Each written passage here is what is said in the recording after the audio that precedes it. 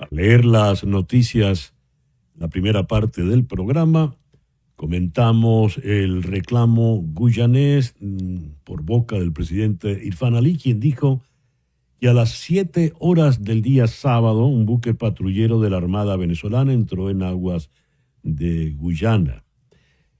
El gobierno de Donald Trump, aliado del gobierno guyanés, dijo que cualquier provocación adicional resultará en consecuencias para el régimen de Maduro. Calificó el hecho de inaceptable. Y el gobierno venezolano, por boca del general en jefe Padrino López, pues reaccionó diciendo que todo esto era mentira. Vamos a conversar con Sebastiana Barraez, quien maneja como pocos el tema militar venezolano.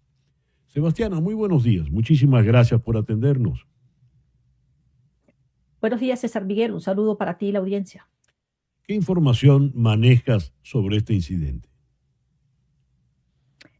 Mira, César Miguel, yo he venido insistiendo ya desde hace rato de lo que puede causar para la situación venezolana, me refiero para la situación política venezolana, esa estrategia que ha tenido el régimen venezolano en relación con el caso de Guyana y Venezuela y crear un conflicto desde el Esequibo. Porque no hay duda, César Miguel, que Venezuela quiere propiciar un conflicto en esta zona porque es además el territorio que les queda para eso. Lo han intentado por otras vías, pero el verdadero conflicto que se ha propuesto desde hace un año el régimen venezolano ha sido el conflicto con Guyana para crear el verdadero estado de conmoción en Venezuela. Y están usando, sin duda alguna, un argumento en estos momentos con el caso de los buques y algo así como que es una situación riesgosa, aventurada, además diciendo que eso es normal, que eso son zonas por delimitar, sí, pero es que hay un acto de provocación sin duda por parte de Venezuela, no solamente por este caso eh, reciente, sino también por la insistencia de nombrar a un gobernador en territorio en reclamación. Sebastiana, ¿quiere decir entonces que el patrullero oceánico AB Guayquerí, PO-11, sí entró en aguas guyanesas? Mira, yo no sé exactamente si es tan certero que entró propiamente en aguas guyanesas, pero de lo que sí es cierto es que en áreas del conflicto, de la zona en reclamación, que no es territorio guyanés, sino es territorio en reclamación, esta embarcación ha hecho presencia, no ahora, sino que lo ha hecho en otras oportunidades. Ahora, ¿por qué creo yo que hay un acto de provocación? Porque al régimen venezolano le interesa crear un estado de conmoción en esa zona. Hay que leer además de verdad entre líneas lo que el comunicado publicado por el Ministerio de la Defensa y a mí no me cabe duda, César Miguel, yo he venido insistiendo, cuidado con ese territorio, es el territorio que les conviene crear un estado de conmoción. Lo hicieron, en una oportunidad un puente, después apareció una supuesta operación que se iba a arrancar por esa zona, una supuesta operación militar, han movilizado gente, han hecho actos de provocación, porque el régimen venezolano quiere crear un estado de alarma en esa parte del territorio e insisto, esto realmente tiene un elemento fundamental para el gobierno de Nicolás Maduro y crear una situación de guerra en esta zona. Lo han venido planificando desde hace rato, César Miguel. Sebastiana, estamos hablando de un escenario parecido al de los generales argentinos de la dictadura con las Islas Malvinas. ¿Hay algo de eso? Sí, yo creo incluso que peor, Mm. porque recordemos que nosotros estamos en esta parte del territorio guyanés con Venezuela en la zona de reclamación, pues es no es precisamente un sitio, digamos, de una frontera viva, como ocurre con otras fronteras que tiene Venezuela. En ese territorio en reclamación, que además el régimen venezolano ha sido bien negligente en el reclamo que tiene sobre ese territorio, pues lo quieren hacer sobre el terreno, no sobre estructuras diplomáticas. Y lo han intentado, han movilizado mucho. Incluso aquí en tu programa, en otras oportunidades, lo advertí el año pasado varias veces, lo dije públicamente. Es una estrategia del régimen venezolano para crear un estado de conmoción y han hecho actos de provocación y van a insistir en eso, César Miguel. Muy bien. El gobierno de Estados Unidos reaccionó rápidamente, una rapidez que llama la atención porque el nuevo gobierno no reacciona tan rápidamente en algunos elementos, en algunos casos internacionales, pero reaccionó la oficina del Departamento Occidental, calificándolo de inaceptable.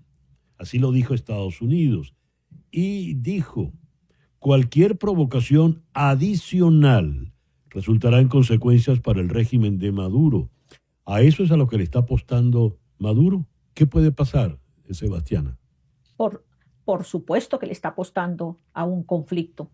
Por supuesto que necesita el conflicto. Porque, fíjese, Donald Trump, el presidente de Estados Unidos, ha demostrado, digamos, a veces que avanza o que echa para atrás con relación a los arreglos, a las conversaciones con el régimen venezolano. Pero hay una situación clarísima. Nicolás Maduro no tiene precisamente las cartas a su favor ante los Estados Unidos por las relaciones que tiene con una cantidad, y no solamente con Rusia, con el que ahora, o por lo menos con Putin, con el que Donald Trump está tratando de allí de crear unas alianzas, no con sectores que sí son más peligrosos para los Estados Unidos, como el caso de los grupos terroristas del ELN, de Hezbollah, organizaciones como Hamas, e incluso lo que ocurre con los iraníes. Entonces, por supuesto que Nicolás Maduro, el escenario ideal que han venido planificando es crear un conflicto con Guyana. Ya. Y este es el momento que se da propicio y por eso los Estados Unidos salen rápidamente a atajar la situación y hacerle la advertencia a Nicolás Maduro. Frente a un escenario de abierta belicosidad, de un riesgo bélico evidente, ¿cómo está puertas adentro la Fuerza Armada venezolana? Tu respuesta, Sebastiana, al regreso de esta pequeña pausa, por favor. Ya regresamos.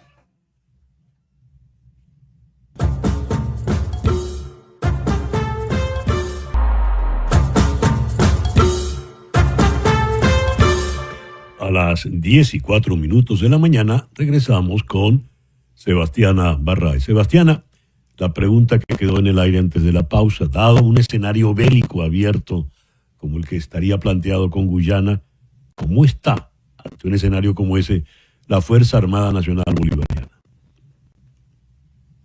Mira, hay mucha confusión entre muchos militares porque incluso paradójicamente me han preguntado sobre la certeza o no de algunas acciones, por ejemplo, en relación con lo que ha asumido Estados Unidos en relación con las licencias petroleras, en este caso de la Chevron y todo este tipo de temas, que hay como mucha información y desinformación desde las plataformas a las que se les permite acceso a la Fuerza Armada, me refiero a los soldados y oficiales al interior de la institución.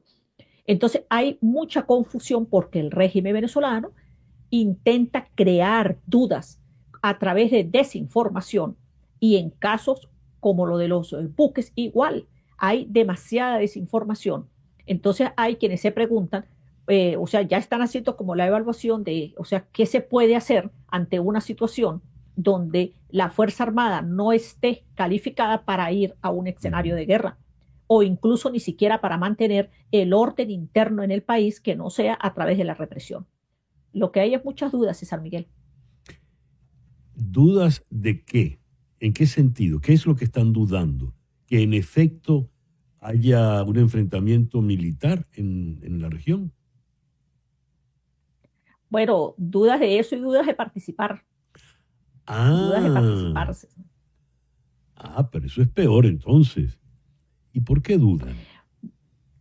Bueno, porque es obvio, César Miguel, el problema es que para ir a un escenario bélico, también el ejército tiene que estar seguro, comprometido, y ese compromiso parte no solamente con ellos integrar la institución castrense, es decir, eso no es suficiente. Los militares deben tener la convicción de que están realmente defendiendo algo válido y algo que indudablemente le sirva al país. Entonces, una cosa es aquellos generales que salen a vociferar consignas, que esos están muy alejados de la gran mayoría, porque además esos no son los que van a ir a un frente de batalla.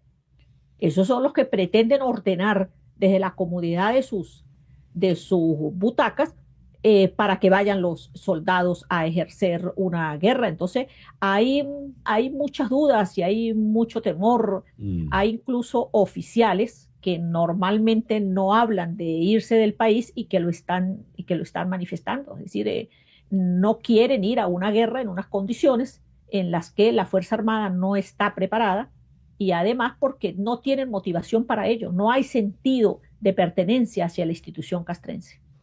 Sebastiana, ya que entramos en este territorio, vamos a pasar la página para plantear otro problema.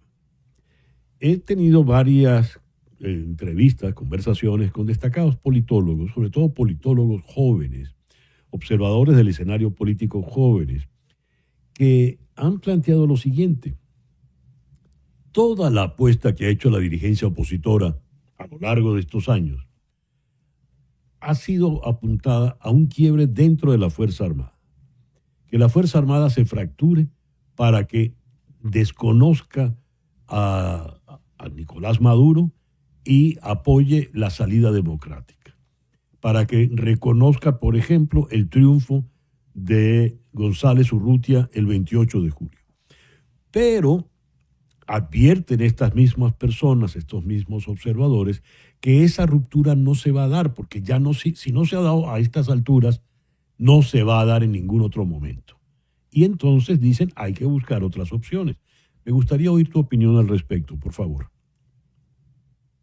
César Miguel, la última vez en la que hubo la certeza de que había un evidente, que se podía plantear un evidente cambio con la intervención de la Fuerza Armada, puedo decir sin lugar a dudas que fue en el año 2017. Y fue justamente cuando Nicolás Maduro llamó a aquella Asamblea Nacional Constituyente. Eso creó una profunda división al interior de la Fuerza Armada, y desde ahí hubo una más fuerte represión. Eh, Se dieron una cantidad de operaciones militares, de detención de funcionarios, e incluso se dio aquel famoso caso de los drones en el intento de magnicidio contra Nicolás Maduro. Desde entonces, la represión en la Fuerza Armada ha sido absolutamente brutal, y eso ha impedido, además, que una cantidad de oficiales con perfiles, digamos, que a mí no me gusta mucho utilizar este término, pero digamos que con perfil institucional, que reclaman el cumplimiento de la Constitución, pues hayan sido o relegados, se encuentren detenidos, o hayan sido separados de la Fuerza Armada, o ellos lo hayan hecho a voluntad propia.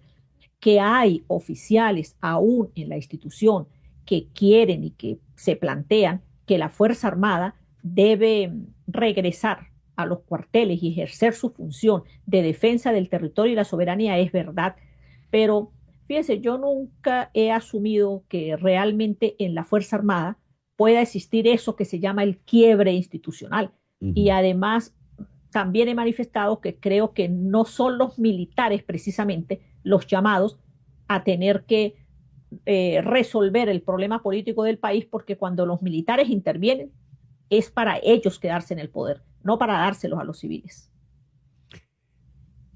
Compartes la tesis que ha manejado la oposición, la plataforma unitaria, de que los militares conocen perfectamente el resultado del 28 de julio, porque muchos de ellos incluso votaron por González Urrutia. Sí, absolutamente, absolutamente. y es una mayoría bien, bien demoledora. Muchísimos, además, no solamente es porque votaron por González Urrutia, es que incluso aquellos que se vieron obligados a votar por Nicolás Maduro reconocen que Nicolás Maduro perdió las elecciones y que el Consejo Nacional Electoral cometió un fraude al dar los resultados que dio. Y si es así, ¿por qué no proceden en consecuencia? Bueno, porque precisamente hay toda una historia dentro de la institución armada que empezó desde el año 2004, cuando Hugo Chávez fragmentó el poder. Ujú. Y la fragmentación del poder es lo que impide que realmente la Fuerza Armada como institución pueda reclamar el cumplimiento de la Constitución, pueda reclamar que se respete la voluntad popular que se reflejó el 28 de julio y además porque muchos de esos superiores que además tienen relaciones muy fuertes con bandas criminales, con grupos del narcotráfico, pues son, digamos, la guía a la que precisamente no hay que seguir. Entonces, no es Ujú. la Fuerza Armada, no está en la verdad en disposición de poder efectivamente ejecutar una acción para sacar a Nicolás Maduro del poder. Sebastiana, muchas gracias por estos minutos en la mañana de hoy. Gracias a ti, César Miguel. Un abrazo también para ti y la audiencia. Sebastiana Barraez. Una pausa y ya regresamos en Conexión.